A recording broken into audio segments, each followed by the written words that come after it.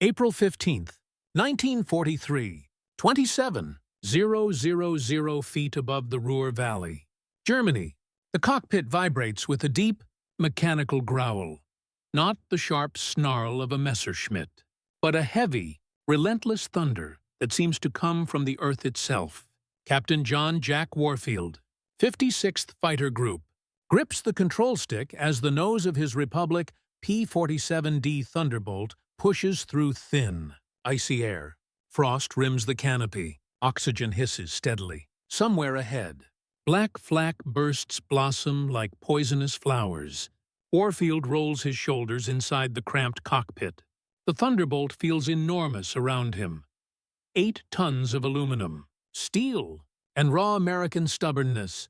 Below, far below, the industrial heart of Germany waits. To the men flying escort today, the jokes have already been told 100 times. Too big to turn, too heavy to fight. A flying bathtub. The British had called it inelegant. The Germans, when they first encountered it months earlier, had laughed outright. In Luftwaffe ready rooms across occupied Europe, pilots of Jagdgeschwader 26 and JG-2 leaned over maps and smirked at reconnaissance photos. The P-47 looked absurd next to the slim lines of the Bf-109G or the sleek Focke-Wulf 190. Its massive Pratt and Whitney R-2800 double wasp radial engine made the nose look bloated, almost cartoonish. A bomber pretending to be a fighter. One German ace reportedly joked, they had reason to be confident. German pilots were trained to value climb rate, turn performance, and finesse, the art of close-in dogfighting. The Thunderbolt offered none of that, at least on paper. It climbed slowly, it bled speed in turns, and it carried weight like a fully loaded truck. What the Luftwaffe didn't yet understand was that the P-47 was never meant to play their game. The first contacts were tentative, almost curious. On a gray morning over northern France, Oberleutnant Karl-Heinz Weber, a seasoned Bf-109 pilot with 12 victories, spotted the American formation. He banked his fighter and grinned behind his oxygen mask. The Thunderbolts flew in loose formations, large silhouettes against the sky. Weber called it in over the radio. Große Jäger, schwer, langsam, big fighters, heavy, slow. He pushed the nose down slightly and climbed above them, confident. This was familiar territory. From altitude, he would pounce, fire a burst, then climb away. The classic Luftwaffe boom and zoom perfected since Spain. As he rolled inverted and dove, the P-47 below didn't scatter like Spitfires often did. Instead, one of them, Warfield's aircraft, broke formation and turned slightly toward him. Weber frowned. The American didn't try to climb, didn't try to turn tight. Instead, the Thunderbolt did something unexpected. It dropped. The Jug's nose fell away, not gently, but decisively, as if gravity itself had reached out and grabbed it. Weber squeezed the trigger, tracers flashing past the Thunderbolt's tail. But the distance opened too quickly.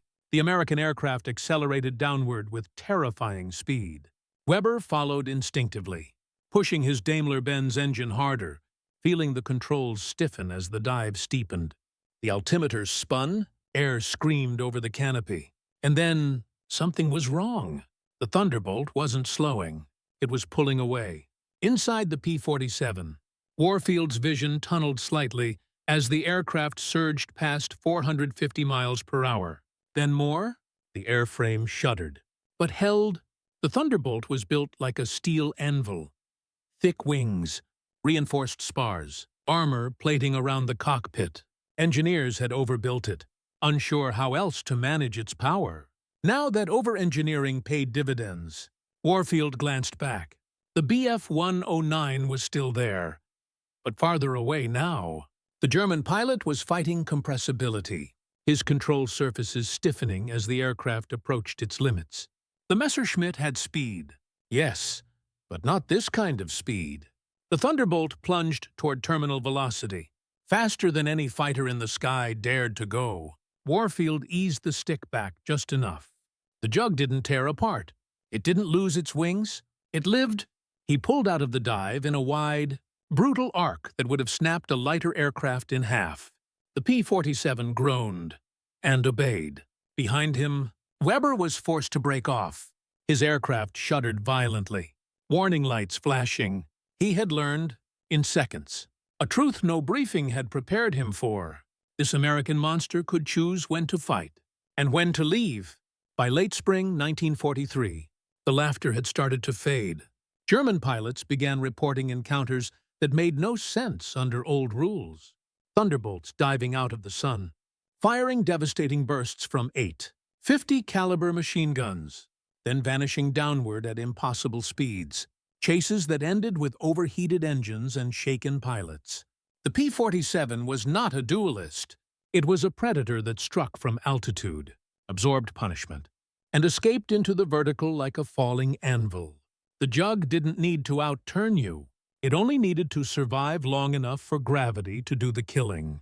And high above Germany, as bombers droned eastward and contrails scarred the sky, the Luftwaffe was about to learn, painfully, that mockery was no defense against physics. May 3rd, 1943, Le Bourget airfield, occupied France. The briefing room smells of cold coffee, sweat, and cigarette smoke. Maps are pinned to the wall, red strings crisscrossing northern France and western Germany like fresh scars.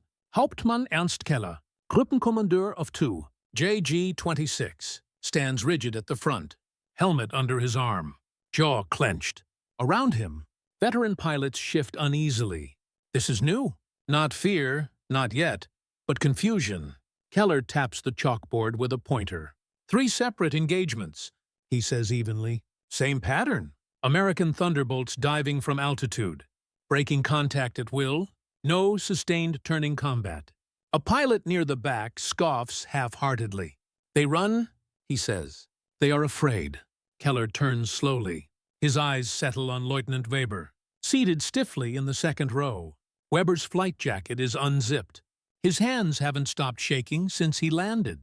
Lieutenant, Keller says, tell them what happened.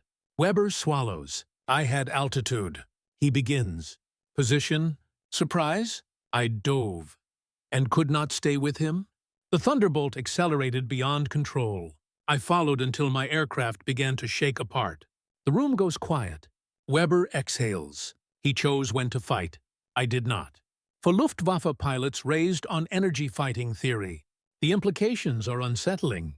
The Messerschmitt and Focke-Wulf were kings of the climb and turn. But they were light, tightly engineered machines, built for performance margins that assumed restraint. The Thunderbolt had none. It was a flying contradiction, absurdly large, brutally strong, and perfectly suited to the thin, high-altitude air where American bombers lived and died. Back across the channel, at RAF Halesworth, the pilots of the 56th Fighter Group are beginning to understand their aircraft in the same way the Germans are, through hard experience. Captain Warfield leans against the wing of his P-47, helmet dangling from one hand as ground crews refuel and rearm. The jug's skin is pocked with flak scars. One 20-millimeter shell has torn a ragged hole near the tail, missed something vital by inches. Any other fighter would be a smoking crater. The Thunderbolt is scheduled to fly again tomorrow. Don't try to make her dance. Warfield tells a new lieutenant fresh from the States. She won't. You keep your speed, keep your altitude, and if things get ugly, he gestures downward with his thumb, you drop like hell itself. The Thunderbolt's doctrine is evolving in real time. American pilots learn to live above 0 feet, using altitude as currency. They attack only when the advantage is absolute. No flat turns, no prolonged chases. A pass, a burst, then a dive so steep it makes your stomach float. The Germans call it cowardly. The Americans call it surviving. June 13th, 1943. Over Schweinfurt, the bomber stream stretches to the horizon. B-17 flying fortresses, silver and relentless, pushing deep into Germany. Their contrails mark them like chalk lines in the sky. Flak rises to meet them, black and violent.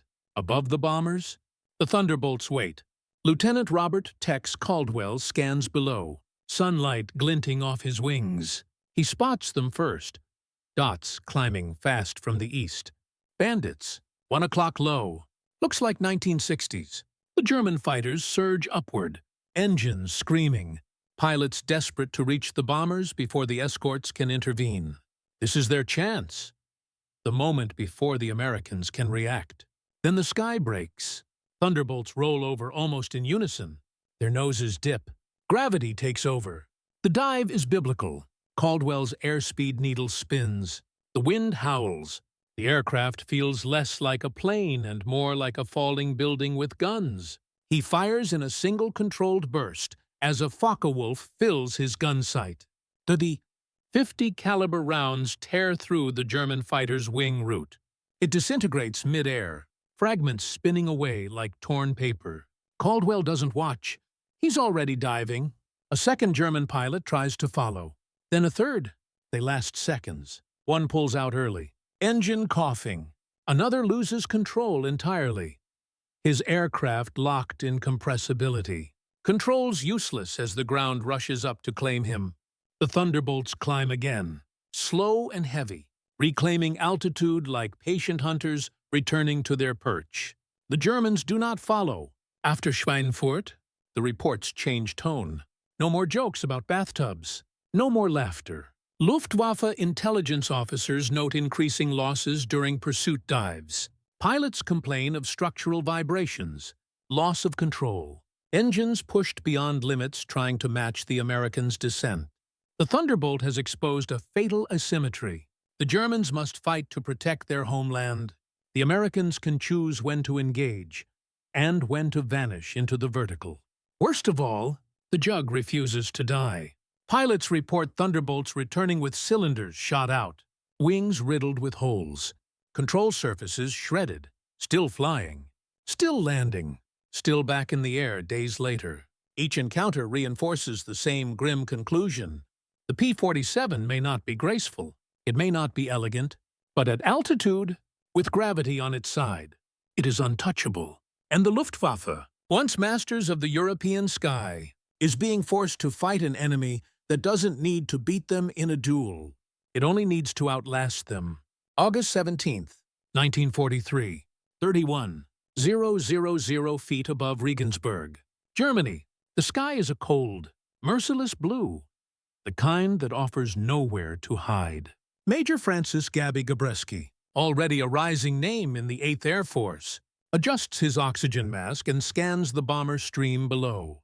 The fortresses are deep now, too deep. Smoke rises from the city far beneath them, thin and gray, drifting like a warning. This is where the Luftwaffe always comes hardest. And they do. From the west, black specks climb aggressively. BF-109GC, stripped down for interception, light on fuel and heavy on cannon ammunition. They don't wait this time. They don't posture. They charge, bandits climbing fast. Gabreski calls.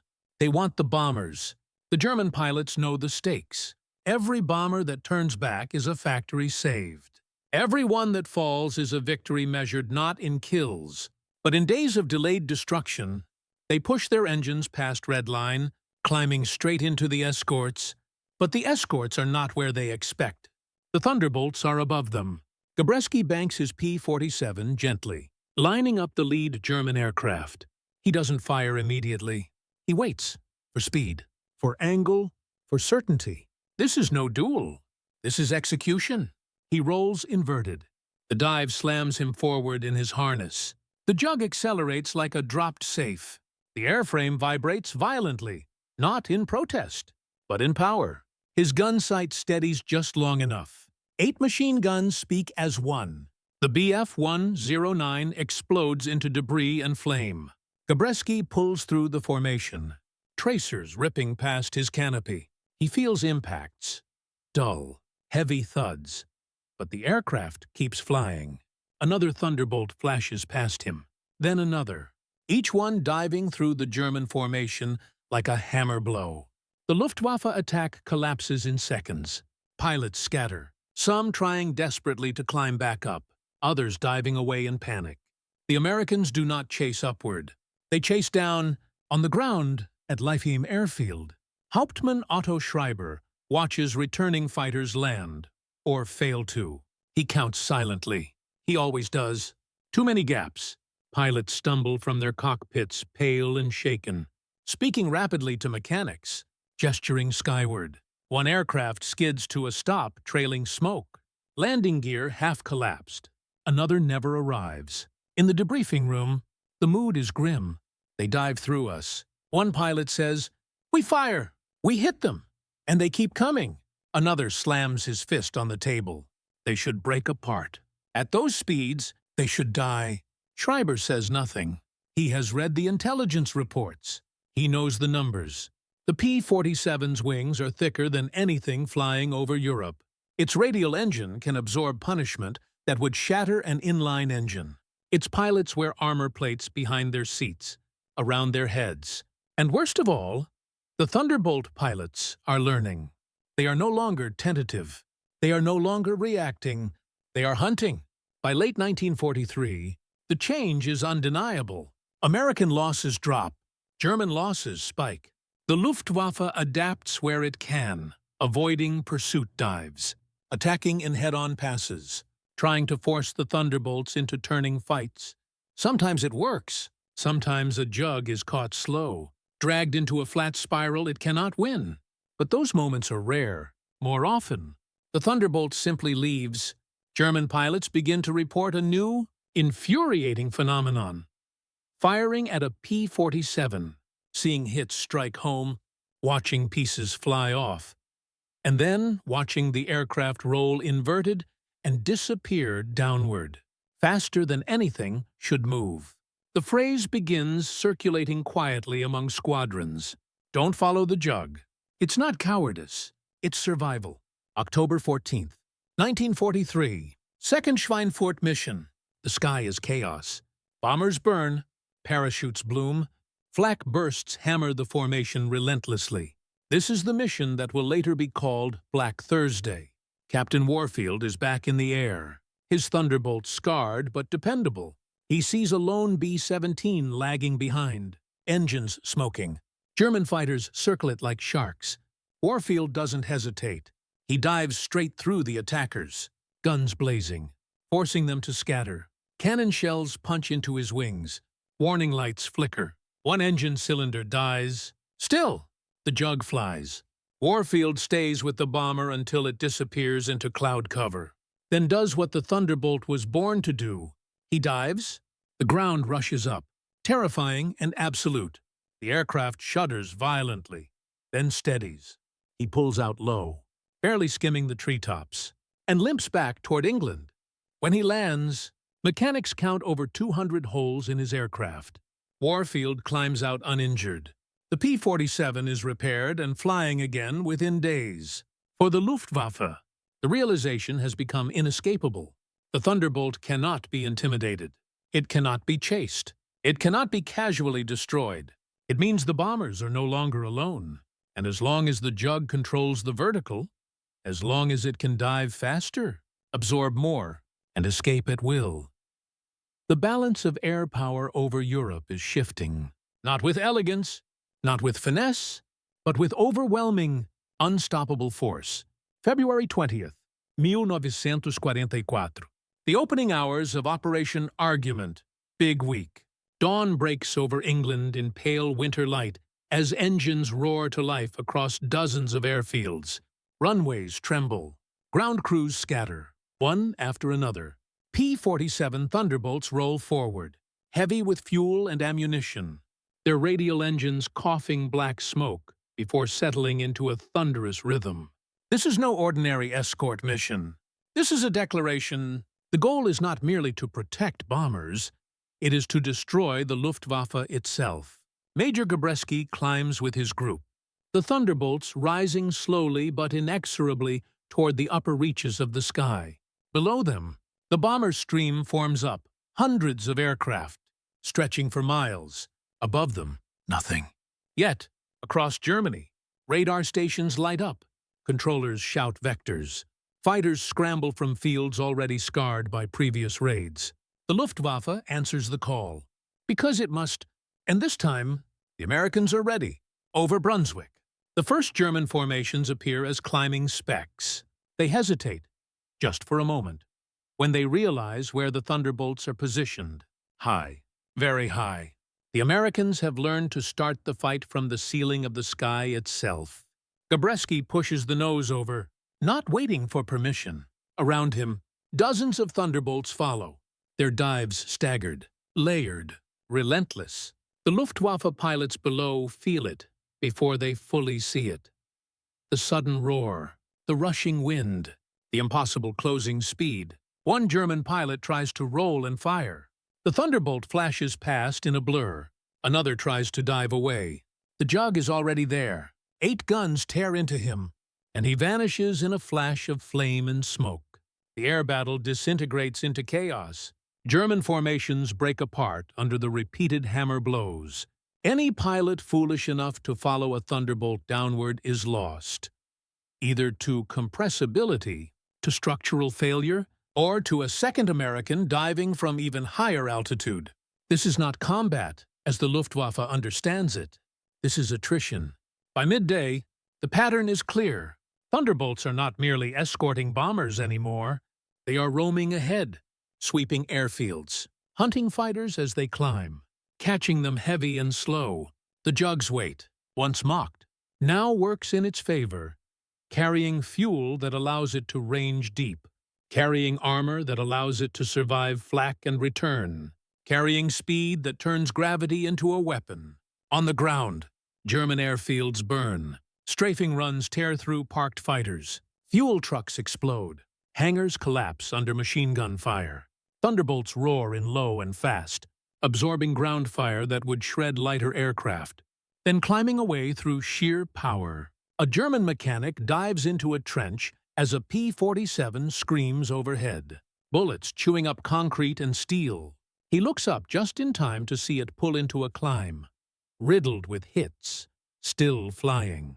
In Luftwaffe headquarters, the reports are catastrophic. Fighter losses are unsustainable. Veteran pilots, irreplaceable, are dying faster than they can be trained. New pilots are thrown into combat with barely enough hours to land safely, let alone fight. And hovering above every report is the same enemy name, Thunderbolt. The jug is no longer a curiosity. It is a constant. March 1944. Somewhere over Bavaria, a lone German pilot, barely 20, sees a Thunderbolt above him. He remembers the warnings. He levels out, trying to escape horizontally. The jug dives. The German pilot brakes. He rolls away, throttles back, does everything he's been taught not to do, because nothing else works. He survives, barely. When he lands, he does not brag. He says only this: do not follow it. Do not turn with it. Do not challenge it. The rules of the sky have changed. By spring, the Thunderbolt's reputation is sealed. American pilots trust it implicitly. They fly it wounded, smoking, half-blind with oil and blood, knowing it will bring them home if anything can. German pilots fear it, not because it is unbeatable in a duel, but because it refuses to fight fair. It chooses the moment. It chooses the angle. It chooses when the fight ends. And more often than not, the Thunderbolt ends it by diving past its enemies at speeds no human body and no German aircraft was ever meant to endure. The jug has become more than a fighter. It is a force of nature. June 6th, 1944. Normandy, France. Low cloud hangs over the invasion beaches, thick with smoke and cordite. The sea below is choked with ships. More vessels than any man alive has ever seen in one place. Above them, the sky is alive with engines. P-47. Thunderbolts prowl just beneath the cloud ceiling. Captain John Warfield flies with his canopy cracked open slightly, the smell of burned powder and salt air mixing in the cockpit. His jug is no longer clean metal. It's patched, scarred, painted with invasion stripes that make it impossible to mistake friend from foe. This is no longer the high-altitude war. This is close, violent, personal. A call crackles over the radio. Enemy fighters approaching from the south. Angels 10. Warfield pushes the throttle forward. The double Wasp roars, pulling the heavy fighter upward. Through a gap in the cloud, he spots them. Focke-Wulf 190s, hugging the coastline, trying to slip through and attack the landing craft. They don't see him. He rolls and dives. The Thunderbolt drops like a stone. Guns already firing. One FW-190 disintegrates mid-roll. Another tries to climb away. Too late. Warfield pulls up sharply, the Jug's massive wings biting into the air, then rolls and dives again. This is the Thunderbolt's second life. Not just an escort, an executioner. German pilots over Normandy face a nightmare. At low altitude, the Thunderbolt is no longer just fast. It is unstoppable. Its armor shrugs off small arms fire. Its engine keeps running even after taking hits that would seize an inline engine in seconds. It strafes columns, obliterates flak positions, shreds trains and armor. And if intercepted, it dives. Always the dive. A young German pilot, Unteroffizier Lucas Brandt, sees a Thunderbolt diving toward him from the sun. He pulls hard, trying to force a turn. The Jug overshoots, but not by accident. It simply keeps going. Brandt follows without thinking. The world accelerates. The airframe screams. His controls stiffen. Panic claws at his chest as the altimeter spins and the Thunderbolt grows smaller, not larger, ahead of him. He breaks away at the last second, barely recovering. The Thunderbolt never looks back. Brandt lands shaking, his aircraft damaged, his confidence shattered. He has learned the final lesson of the Jug. You cannot force it to fight. You can only survive it. By late summer 1944, the Luftwaffe is a shadow of itself in the West. Fuel shortages cripple training. Experienced pilots are gone. Those who remain know the sky belongs to the Allies. And at every altitude, high above bomber streams or screaming low over hedgerows, the P-47 Thunderbolt is there. Not graceful, not subtle, just relentless. September 1944. Somewhere over Germany, a German veteran watches a formation of Thunderbolts pass overhead, sunlight glinting off their wings. He does not attack. He turns away, because he knows what happens next. They will dive, and gravity, once an ally of the Luftwaffe, now belongs to the Americans. The aircraft once mocked as clumsy has become a symbol of something far more terrifying. An enemy that does not need to outfly you, only outlast you, only outfall you, only survive long enough for the sky itself to become a weapon.